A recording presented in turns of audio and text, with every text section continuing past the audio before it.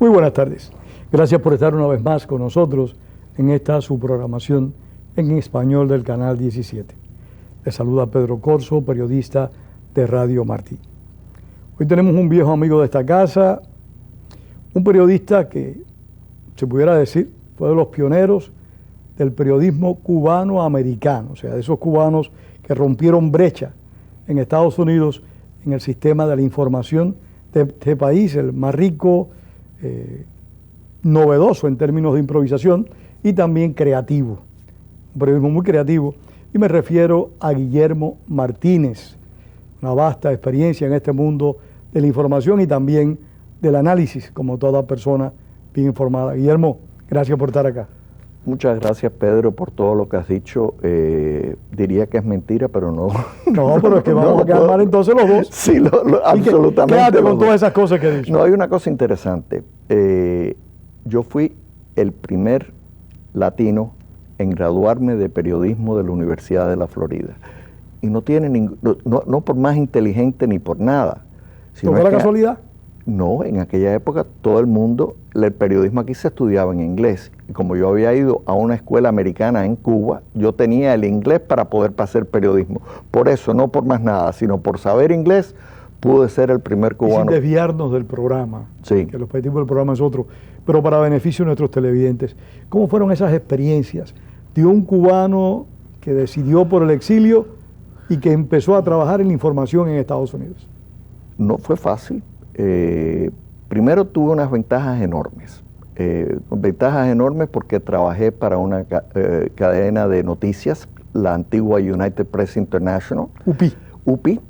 Y trabajé en la UPI en Miami, trabajé en la UPI en Argentina, trabajé en la UPI en Perú, viajé a Ecuador, cubrí el golpe de estado de Banzer a Juan José Torres. Hablando de muchos años atrás, me estás asustando. Pero si es que te toca asustar, es que hay muchos años, son muchas décadas. Yo nada más llevo 55 años de periodista, casi Pedro. Nada. Casi nada. Y además, si le agrego a esto los años de mi padre y los años de mi madre, sí, figúrate tú. Es que es una familia, tu familia es una familia con tradición en la información. Absolutamente. Entonces, en aquella época, aquello fue muy interesante. Después vine a Miami y fui fundador del Miami Herald. Y aquellos fueron momentos muy agradables en hacer un periódico en tu idioma, para tu comunidad, y muy difícil. Y muy difícil porque los americanos no confiaban en lo que hacíamos nosotros en español. Y eran unas peleas, unas siendo rencillas. Fiscalizados siempre. Y siempre. Yo hablé hace poco porque estamos pensando escribir un libro sobre el The Miami Herald y la comunidad cubana en el sur de la Florida. Y hablamos con varios de los... Son dos historias muy unidas, Guillermo. Sí. Y hablamos con la persona que me contrató a mí en aquella época. Es un señor que ya tiene más de 90 años, que vive en California, muy buena persona. Y me dijo una cosa tan cierta que yo no la había pensado, sin embargo.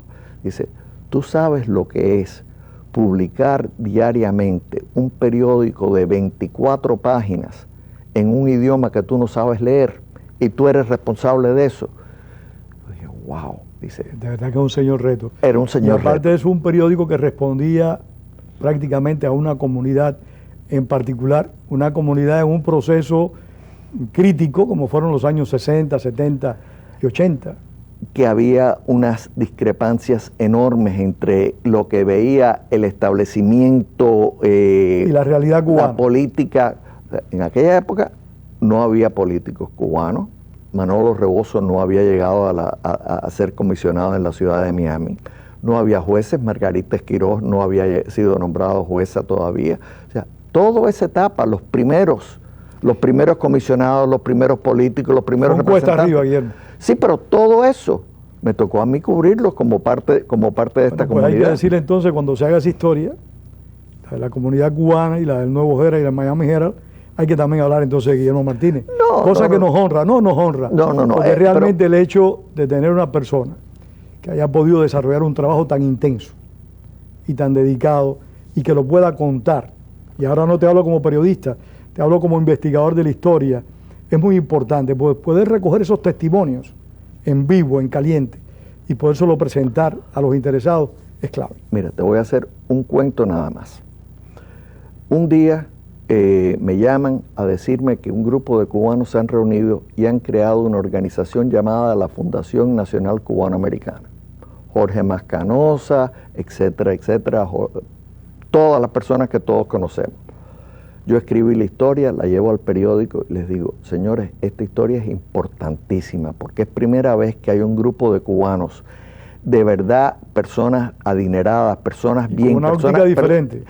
Con una óptica que quiere decir que no vamos tenemos que ir a Estados Unidos a convencer a los políticos una óptica en Estados Unidos. En el sistema, ¿no? En el sistema.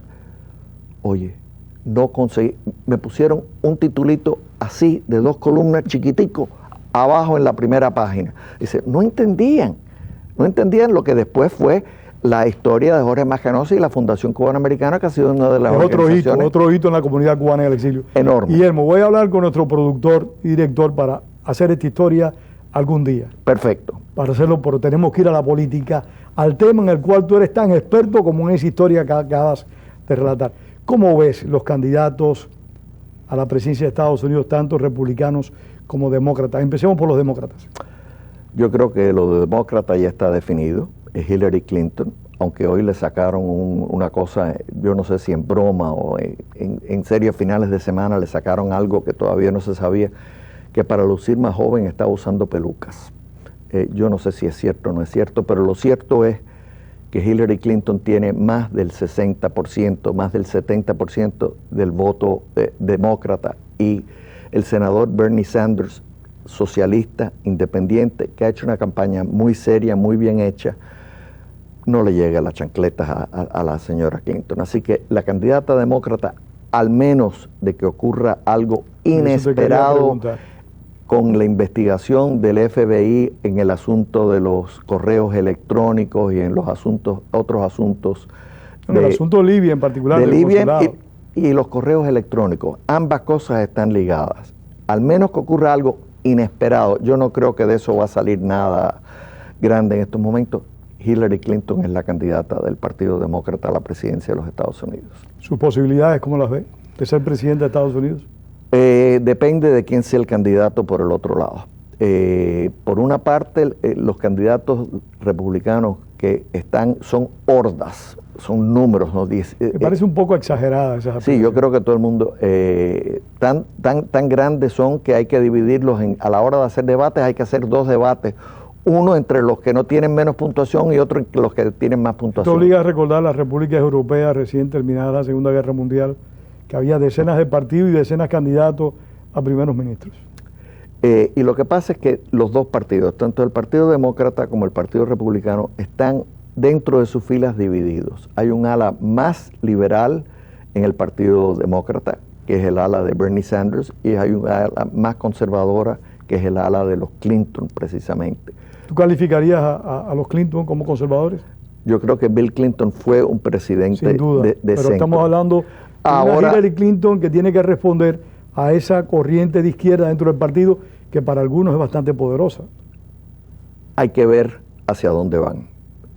Yo creo que tienes toda la razón que se ha tirado más y se tiene que tirar más a la izquierda debido principalmente a Bernie Sanders en el primer momento, pero además porque ha evolucionado la política en los Estados Unidos. Sin desviarnos, sí. Porque tenemos que regresar a los aspirantes republicanos. ¿Consideras que Bernie Sanders es un fenómeno en la política estadounidense? Parto de la premisa de que es un hombre prácticamente antisistema. Bueno, parte tiene de la un gran base, apoyo popular.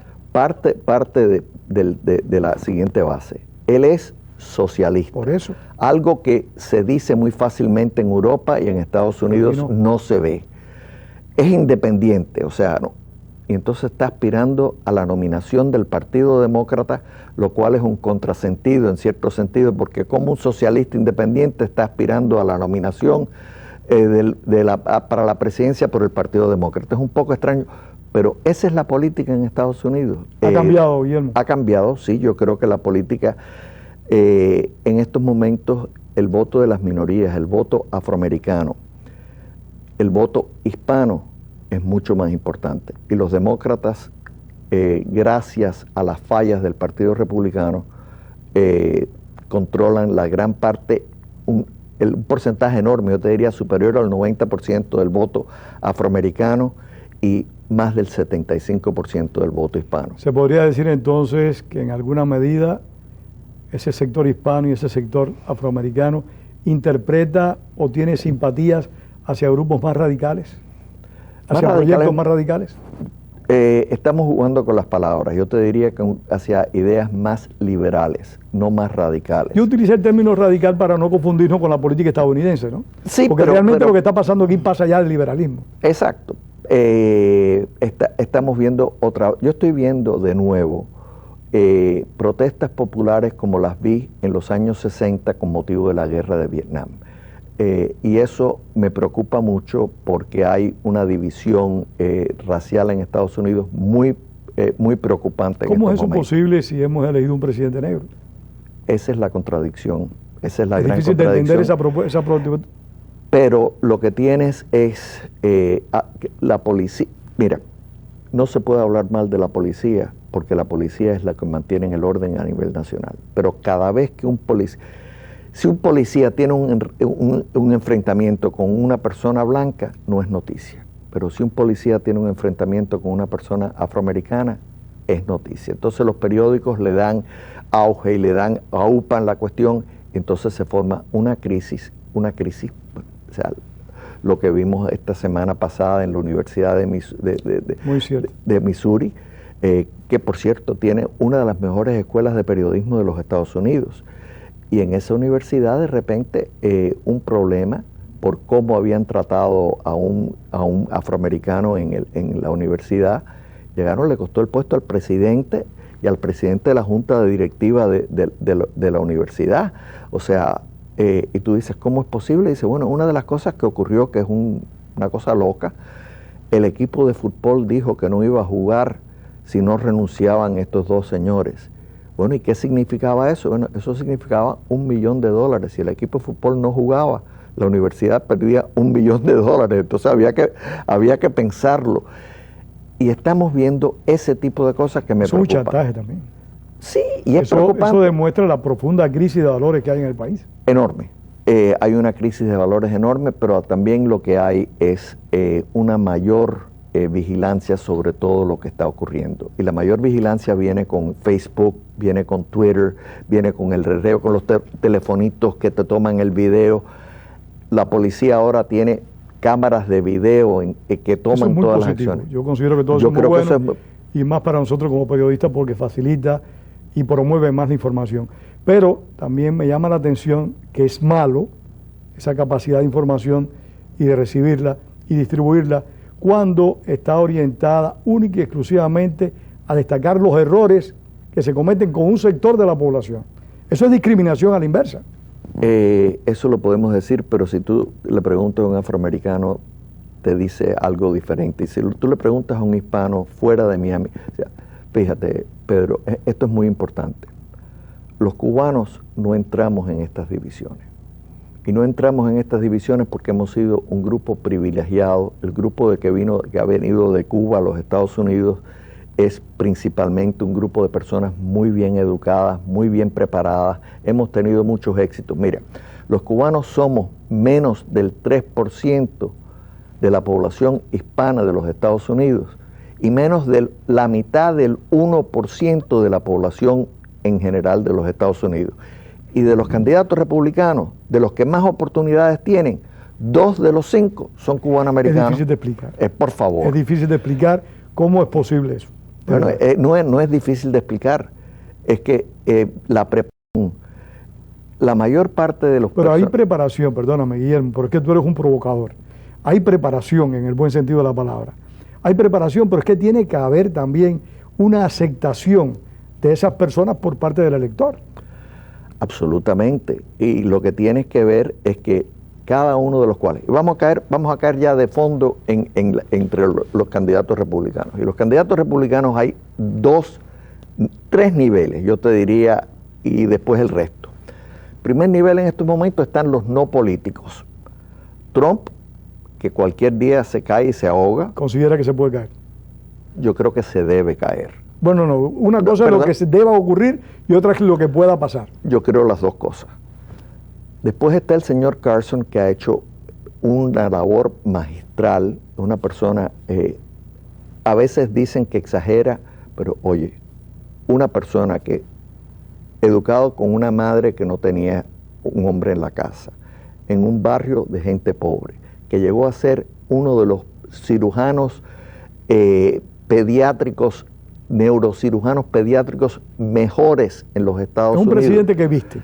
Es una persona que viste, un médico que viste, pero le falta conocimiento político. Hay que ver esos dos. Ahora estamos a un año de las elecciones. Exacto. Así que todavía es temprano y estas dos personas están en los primeros lugares, pero se pueden caer. Si tú vas al segundo nivel, te encuentras una cosa increíble. 3 y 4, ¿quiénes son? Marco Rubio, cubanoamericano de la Florida. El otro, Ted Cruz, cubanoamericano de Texas. Óyeme, pero eso es. Y ahora ya estamos hablando de dos políticos profesionales. Que son. Dos políticos profesionales, los dos senadores de Estados Unidos, los dos senadores de Estados Unidos, con ideas, y ya empieza lo que yo voy a llamar la competencia de rumba, azúcar y ron, porque hay una competencia entre ellos que viene precisamente, y los otros días en el debate oíste el primer disparo, cuando Ted Cruz dijo que él estaba en contra de los subsidios a la industria azucarera en Estados Unidos. Entonces, bueno, ¿y qué tiene que ver eso? Dice, oye, los Fanjul le dan dinero a Marco Rubio porque los Fanjul le dan dinero a los dos partidos, a los republicanos y a los demócratas. Así que ese es el primer disparo en lo que viene una pelea entre dos políticos cubanoamericanos que aspiran con posibilidades a la presidencia de los Estados Unidos. Después viene en el tercer nivel una persona a quien yo le tengo un aprecio enorme personalmente. Creo que fue un gran gobernador de la Florida y me da muchísima pena ver que ahora en el último debate estuvo mejor, pero que esté tan caído, que es el ex gobernador Jeb Bush. Y te digo, me da pena porque lo que le ha pasado a Jeb Bush es lo que le pasa a un pelotero, que es todo estrella, y de repente se pasa 8 años sin jugar a la pelota y lo ponen un día y no ve una pelota. La enseñanza es de que no puedes dejar lo que tú acostumbras a hacer, porque ahí pierdes la capacidad de seguir jugando. Absolutamente. Él estaba fuera de forma, fuera de cancha, no tenía el toque para poder ser un buen pugilista, buen pugilista político, y es lo que es. El resto de las personas están ahí por hablar. O sea, uno de esos 5 va a ser el candidato republicano. ¿Y entre esos 5 también debe estar el vicepresidente, crees? ¿El vicepresidente quién? ¿De esos candidatos? Bueno, eso depende. Y eso depende porque si el candidato a la presidencia es Bush, no puede ser Marco Rubio el candidato a la vicepresidencia. Marco Rubio sería un gran candidato a la vicepresidencia, de ser el candidato a la presidencia una persona de un como estado. Carson, por ejemplo. Yo no te diría como Carson, yo te diría como Kasich, el gobernador de Ohio, yo te diría como el gobernador de Nueva York, que no se menciona nada, pero también está aspirando. Una persona así, una persona que necesite un contrabalance en un estado. Acuérdate que hay estados azules o demócratas y estados rojos o republicanos. Y a esto se vienen los estados morados. Y la Florida y Ohio son morados. Un día van para el Partido Demócrata un poquito y otro día para el Partido Republicano. En la danza. En la Florida hay una cosa muy interesante. A nivel estatal, del gobernador para abajo, todo el mundo es republicano. Ahora, en las elecciones presidenciales, yo no te puedo predecir por quién va a votar el estado de la Florida. Guillermo, hace un momento hablaste de las vertientes que habían dentro de los demócratas y mencionaste muy por encimita las vertientes que hay dentro del Partido Republicano. Háblanos en qué medida esas diferencias, digamos, de grupo o de opinión o de corrientes que hay dentro del Partido Republicano puede afectar al triunfo del partido. Bueno, mira, Una de las cosas que más se discutió en el último debate de esta semana pasada fue el tema de inmigración. Y el tema de inmigración es un tema que, como te estuve hablando, hay un gran porcentaje el voto hispano ya supera el voto afroamericano en los Estados Unidos. Es mayor, es el grupo minoritario más grande en los Estados Unidos. Tú no puedes ganar la presidencia de los Estados Unidos al menos que el Partido Republicano gane más del 35 al 40% del voto hispano en Estados Unidos. Eso es difícil. George Bush sacó el 45 en la elección en el año 2000 en su última victoria, el año 2004. El último candidato, Romney, sacó el 33% y perdió abrumadoramente. Necesita el Partido Republicano tener una persona que pueda ser agradable a los hispanos. Jeb Bush habla de la ley de inmigración, que se necesita cambiarse la ley de inmigración y sobre todo crear una fórmula para la cual en forma organizada y legal se le dé entrada y le permita legalizarse a los 11 millones de indocumentados que están en este país. Donald Trump, sin embargo, todo lo opuesto, va a crear un ejército de deportadores.